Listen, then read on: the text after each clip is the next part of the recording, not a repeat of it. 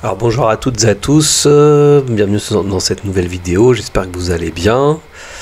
Vidéo sur la pleine lune en bélier donc du 20 octobre.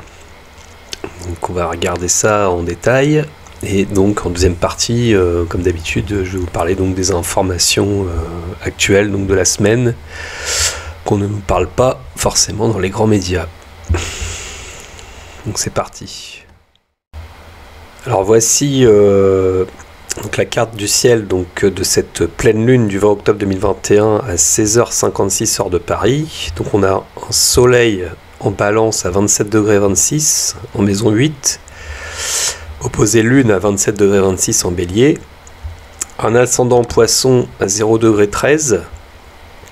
Voilà.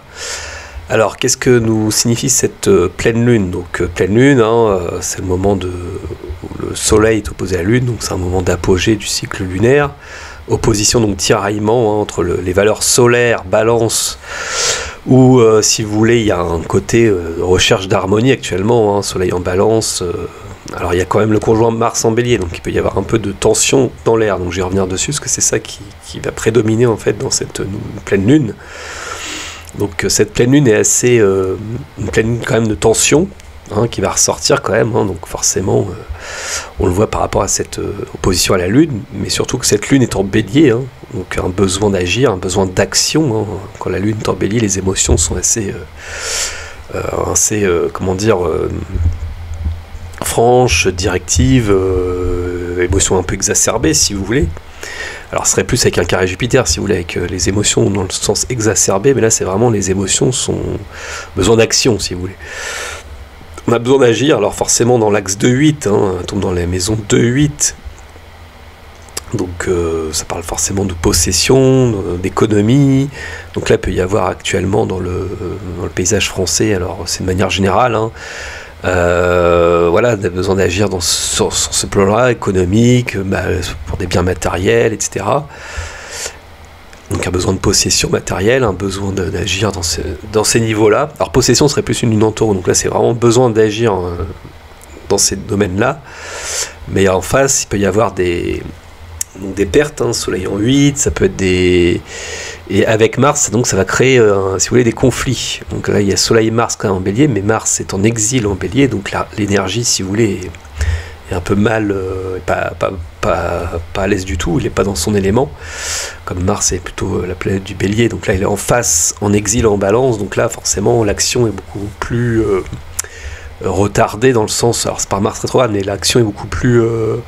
en balance, c'est-à-dire qu'on pèse trop le pour et le contre et on agit à contre-temps. Donc l'action est mal effectuée, si vous voulez. Donc, alors là, forcément, l'aspect est assez fort, parce que la Lune est en bélier, donc c'est Mars qui régit cette Lune, comme Mars maîtrise cette Lune en bélier, elle est en face. Donc elle va rajouter, si vous voulez, de la puissance, ça va rajouter un peu de tension donc assez forte. Et d'autant plus qu'il y a un carré à Pluton, donc le carré à Pluton ici en Capricorne forme ce qu'on appelle un T carré, c'est-à-dire que là il y a le carré Soleil-Mars à Pluton, carré Lune, donc opposé, il n'est pas minime, il y a l'opposition en plus, donc si vous voulez là ça fait un T carré, donc ça crée des fortes tensions émotionnelles. Donc là il y a des remises en question avec Pluton, Lune Pluton, alors les émotions sont un peu bridées, ça peut être ce côté un peu manipulateur, ce côté un peu trouble, où on ne sait pas trop bien situer, on a des besoins, mais en même temps on est un peu, un peu perturbé, on est un peu dans une sorte de rébellion, Soleil Pluton avec Mars, donc attention aux accès d'agressivité, de réaction émotionnelle un peu violente. Donc on peut avoir de ce côté un peu violent qui ressort, Mars, Pluton, Lune et le Soleil. Donc là il peut y avoir, si vous voulez, des accès de violence en fait un peu. Donc attention, alors, par exemple lors des manifestations, ça peut être des dégradations de biens matériels, axe de 8, par rapport à certaines politiques, maison 11, mise en place par rapport à la politique forcément actuelle. par rapport aussi aux manifs, hein, Maison 11, les groupements, les associations, tout ce qui est en rapport avec les groupes, la collectivité, la masse, donc avec les formations de personnes, d'individus, en grand nombre, voilà, donc ça peut être tout ça qui peut créer une tension. Donc encore une fois, attention aux manifs, s'il y a des blocages, s'il y a des actions qui se font. Il peut y avoir là un peu les forces de l'ordre qui peuvent intervenir, voir l'armée, hein, Mars, Lune, côté martien, c'est le côté un peu armé. Bon là je vais pas forcément aller dire tout de suite qu'il va y avoir une action de l'armée, mais si vous voulez dire, tout ça, ça peut donner des sortes de tensions qui sont pas négligées et que ça peut être dans tous ces domaines-là, entre guillemets. C'est surtout les biens matériels là, et le côté un peu groupe, association, collectivité qui ressort. Donc attention, pendant ces 15 derniers jours d'octobre, là, il peut y avoir ce côté un peu émotionnel fort. Alors, il est soutenu aussi quand même par des bons aspects. Donc là, bon, il y a un sextile Neptune, mais il est générationnel. Trigone aux lunes noires, nœud nord, donc pour Pluton, donc ça permet aussi un peu de sublimer à travers les échanges. Voilà, ces revendications, ces transformations au niveau sociétal. On a donc Soleil, Mars, Trigone, Jupiter, hein, donc ça c'est aussi l'action qui peut être expansive, bien intégrée. On agit par idéal aussi, toujours par rapport au Verseau, donc la collectivité, en fond d'un système, enfin les idées d'avant-garde, le fait de vouloir refaire un peu le monde en fait. Donc là, on peut avoir des initiatives qui peuvent être intéressantes, malgré ces tensions quand même de violence. On a le Trigone donc à l'ascendant, donc sextile à la maison 7. Donc là, c'est intéressant sur le plan des échanges, de l'association, du partenariat. Donc là, on peut agir bien pour les autres, dans le couple, que ce soit pour le partenaire ou autre, pour les autres, hein, pour nos proches. Alors, Mercure revient direct. Donc Mercure demande toujours des échanges de diplomatie, d'harmonie. Voilà. Et sextile à Vénus, donc le maître de Mercure, donc là on a besoin d'échanger par rapport à ce qu'on aime, par rapport à ce qui nous fait plaisir, par rapport pour se sentir aimé, se sentir épanoui, hein, Vénus en Sagittaire. Donc là Vénus, toujours en Sagittaire, en maison 9, peut donner ce côté, on a des plaisirs d'aventure, de découverte, de voir un peu autre chose, de changer un peu du quotidien, voire de voyager en 9, hein, donc il peut y avoir un désir d'évasion, enfin on peut aimer être avec dans une contrée lointaine, être avec idéaliser voilà, certaines associations, hein, maître de la 7. Donc en revanche, bon, il y a une opposition lune noire, bon, là un peu large, je vais pas trop en parler, ça peut faire un peu de dichotomie au niveau affectif. Voilà, après c'est particulier. Et il y a aussi ce carré Neptune, alors il est un peu large, mais bon, je vais en parler quand même, qui peut parler de désillusion aussi au niveau affectif. Donc attention, ça peut être des projets de voyage qui tombent à l'eau, hein, Vénus en 9, carré Neptune, un peu dans le flou, le brouillard, donc attention, on peut espérer un peu trop de choses, là on est un peu trop idéaliste, hein, Vénus en maison 9, donc garder quand même un peu ce côté un peu réaliste. Et le Trigone Chiron qui est bien pour peut-être soigner certaines blessures au niveau du corps, par rapport à un voyage de ressources, de thérapie par exemple. Ça peut être quelque chose qui peut soigner au niveau de notre âme, au niveau de nos idéaux, hein, aussi, donc ça peut être bien aussi. Donc voilà, donc on a Pluton donc, et Saturne qui sont revenus direct ces derniers jours. Donc on a vu par rapport à ce qui s'est passé le pass sanitaire là, le pass sanitaire, l'obligation vaccinale qui tombait à l'eau. Donc j'en avais parlé, je vais revenir dessus. Et on a Jupiter donc qui va revenir direct comme Mercure, donc lundi 18 octobre. Voilà, et 2 jours après il y a cette pleine lune. Donc cette pleine lune quand même qui est accentuée par cette tension, hein, quand même dans le ciel, hein. Donc Soleil, Mars, Lune, Pluton, c'est surtout ça qu'on va dire qu'il faudra retenir pour cette pleine lune du 20. Donc attention, tension émotionnelle, à l'agressivité, hein, mais maîtriser un peu ses instincts. Bon, après c'est toujours plus facile à dire qu'à faire quand on vit le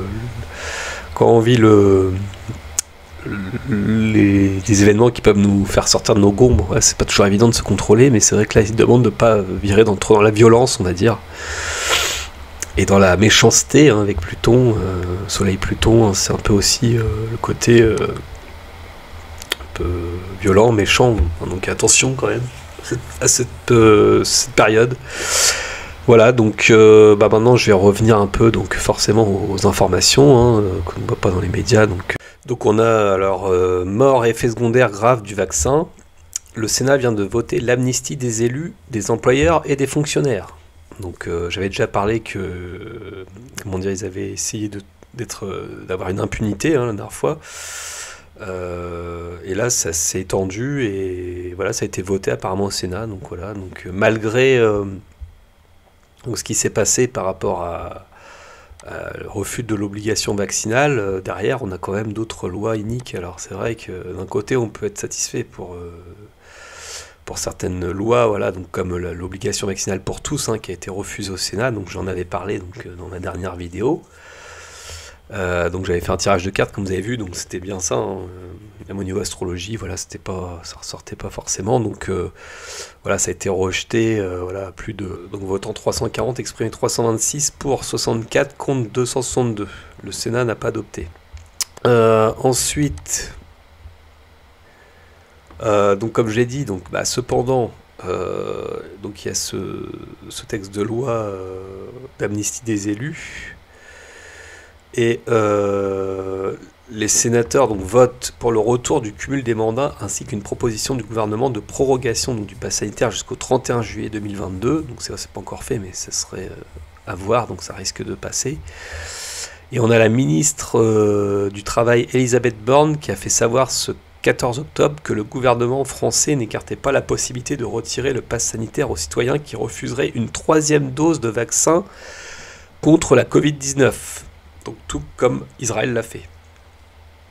Donc ça c'était le projet de Monsieur Véran, hein, Olivier Varian, Véreux comme vous voulez, qui a donc, voilà, qui est Elisabeth Borne qui le soutient et qui annonce qu'il n'écarte pas cette possibilité donc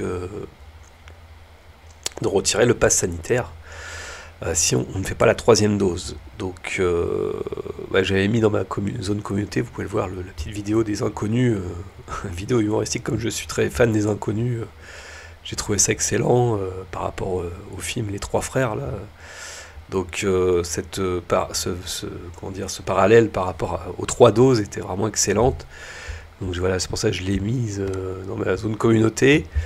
Et c'est exactement ça, donc on se fait avoir, hein, c'est ceux qui ont mis le doigt dans l'engrenage, voilà, maintenant ils risquent de se rendre compte qu'ils se font bien balader par ce gouvernement inique qui fait un peu ce qu'il veut et qui nous prend vraiment pour des cons, il faut le dire. Donc je suis bien content de ne pas avoir fait picouser, moi, quand je vois tout ça, surtout qu'on voit également, donc on va rester sur le vax, hein, on voit encore des choses assez inquiétantes. Donc danger, Moderna banni des doses de rappel. Donc jusqu'à là, donc les injections de rappel contre la Covid-19 en France devaient être indifféremment réalisées avec le vaccin Pfizer ou celui de Moderna. Et désormais, la Haute Autorité de Santé, donc HAS, là, recommande de ne plus utiliser Moderna, au moins temporairement, mais uniquement Pfizer. Alors la raison, un risque de péricardite et de myocardite qui pourrait être plus important, notamment chez les plus jeunes. Donc dans un message transmis aux professionnels de santé, c'était ce vendredi après-midi, la Direction Générale de la Santé, la DGS, a demandé de suivre cette préconisation. Alors je pourrais développer par rapport à l'article, je ne parle pas tout, hein, de l'article, mais en gros voilà, Moderna, risque de péricardite, donc, etc., myocardite, donc assez dangereux, donc il y a quand même Haute Autorité de Santé qui recommande de ne pas l'utiliser quand même. Mais ce qu'ils ne savent pas, c'est que Pfizer, alors je ne sais pas s'ils le savent ou pas, mais en tout cas, je vous avais parlé, si vous voulez, de corps étrangers dans le vaccin Moderna, hein, une sorte de poulpe, hein, qu'on avait trouvé, une espèce de symbiote. Et devinez devinez qu'on a trouvé exactement la même chose dans le vaccin Pfizer. Et oui. Donc c'est le docteur cette fois-ci, alors c'est pas Karim Adèche, c'est le docteur Frank Zalowski, qui a découvert un parasite donc à tentacules nommé forme de vie en aluminium ou nanopoulpe de carbone, oui oui, dans le vaccin Pfizer. Donc selon le docteur Franz Zalewski, donc c'est un géologue, hein, cette chose est composée d'aluminium et de carbone. Donc il y en a qui disent que c'est un nanopoulpe de carbone, ou il y a plusieurs termes.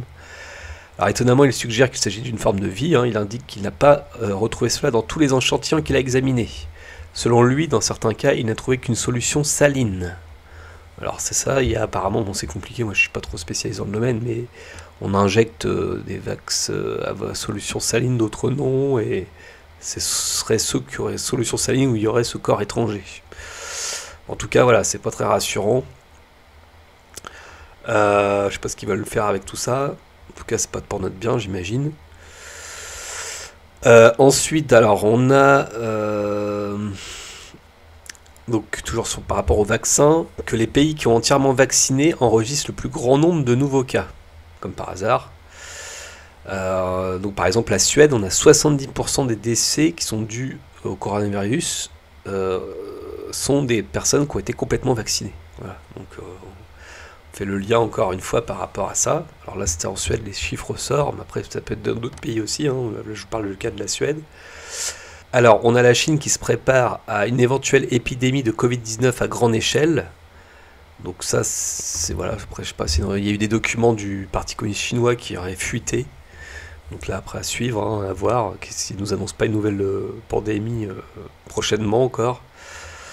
Voilà. On a le chef des finances du Royaume-Uni qui confesse: notre objectif est de réduire la population de la Terre. Rien que ça.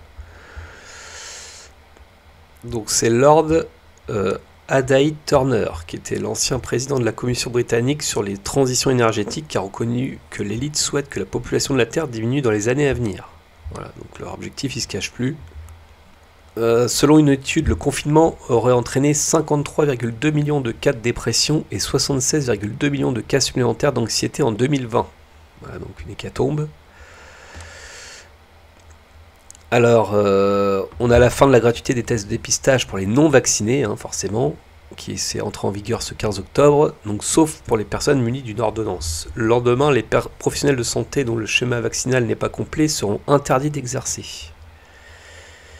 Voilà, donc faites vos propres déductions, hein. Ceux qui ne sont pas vaccinés forcément, ils l'ont dans l'os, mais les vaccinés aussi, donc dans les deux cas, on va dire, on est un peu coincé avec ce gouvernement.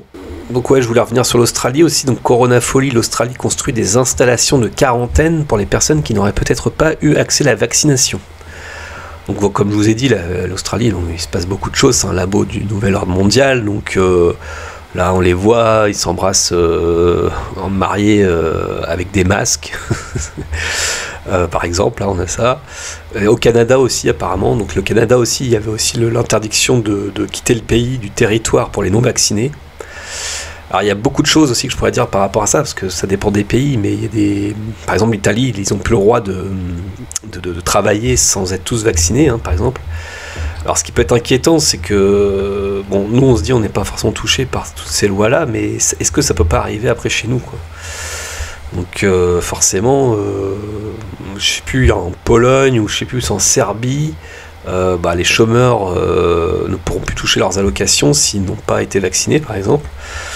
Donc il peut y avoir ça, enfin il y a plein de choses, quoi. Donc c'est vrai que selon les pays, donc là l'Australie, bon c'est un des pires forcément. Donc là par exemple si on a plus de 16 ans et qu'on n'est pas complètement vacciné, on ne peut pas visiter le lieu de résidence d'une personne, sauf dans des circonstances limitées. On ne peut pas participer à un rassemblement sportif ou un exercice physique qu'avec une autre personne de notre famille. On ne peut pas se rendre à une salle de sport, une installation récréative ouverte. On ne peut pas se rendre dans un centre de loisirs. On ne peut pas se réunir avec une autre personne de sa famille. On ne peut pas assister à un événement en plein air. On ne peut pas se rendre dans un salon de coiffure, un salon de beauté ou salon de massage. On ne peut pas se rendre dans un lieu d'accueil, sauf pour des plats emportés. On ne peut pas se rendre dans un établissement de divertissement. On ne peut pas assister qu'à un petit service de mariage. On ne peut pas assister qu'à un enterrement ou en petit comité ou un service commémoratif. On ne peut pas assister à un lieu de culte. On ne peut pas voyager dans un véhicule qu'avec des personnes avec lesquelles on vit. On ne peut pas voyager dans un bateau qu'avec des personnes avec lesquelles on vit. On ne peut pas utiliser une maison de vacances ou un logement de courte durée avec des personnes de son foyer. On ne peut pas partir en vacances en dehors de la région à laquelle on vit. On ne peut pas. On ne peut pas rien faire. Voilà, donc si on n'a reçu aucune dose du vaccin donc, contre la Covid-19, il n'est donc pas raisonnable de possible de travailler à domicile, par exemple. On ne peut pas se rendre au travail si on doit être si on doit être vacciné, quoi. Donc pour être clair, il a interdit aux chrétiens d'aller à l'église. Voilà, donc voilà, c'est de pire en pire, hein. Donc et apparemment ce serait que même pas le quart du début de la première partie de cette chose, de tout ce cirque là-bas. Alors que c'est vrai que ça craint quand même, hein. L'Australie, c'est fou. Puis on a aussi, alors, encore un truc complètement dingue, on pourrait être confiné en cas de pollution. Au nom de l'écologie, voilà, donc dans le cadre du Grand Reset, on va voir, j'imagine. Il pourrait y avoir des confinements si voilà, ils estiment qu'il y a trop de pollution dans certaines villes, en France. Voilà. Bon, enfin, je vais pas trop détailler, mais on peut tout imaginer après, hein, ça sera autre chose après. Donc, voilà, donc des projets comme ça fous qui se mettent en place au fur et à mesure dans ce monde de tarés. Voilà. Voilà, donc j'ai fait un peu le tour, hein, des informations anxiogènes, malheureusement qui sont aussi d'utilité publique parce qu'on n'en parle pas aux infos. Donc je suis désolé, je fais qu'un travail de journaliste, entre guillemets, hein, je le dis franchement, sans me vanter, c'est un travail de journaliste, d'astrologue et d'informateur, hein, donc qu'on ne retrouve pas ailleurs. Donc bon, forcément, ces informations-là, on pourrait très bien dire, il invente. Non, c'est pris sur des sites, c'est sourcé. Alors forcément, je ne vous reprends pas tous les sites, je pourrais les montrer, mais après, c'est à vous de faire vos recherches si vous voulez retrouver les articles en question, mais en tout cas, tout ce que je dis, logiquement, c'est sourcé, hein, ça sort pas comme ça d'un chapeau. Donc, voilà. Donc, bah voilà, si cette vidéo vous a plu, n'hésitez pas à liker, partager, vous abonner, c'est pas déjà fait. Vous pouvez me consulter pour des consultations privées, et puis, bah moi, je vous dis à la prochaine vidéo. Portez-vous bien. Au revoir.